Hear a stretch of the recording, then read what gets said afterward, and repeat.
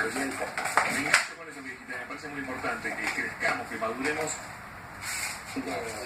De la casa, ¿Dónde es tu casa? No puedes sí, hablar. claro, pero me tuve que ir,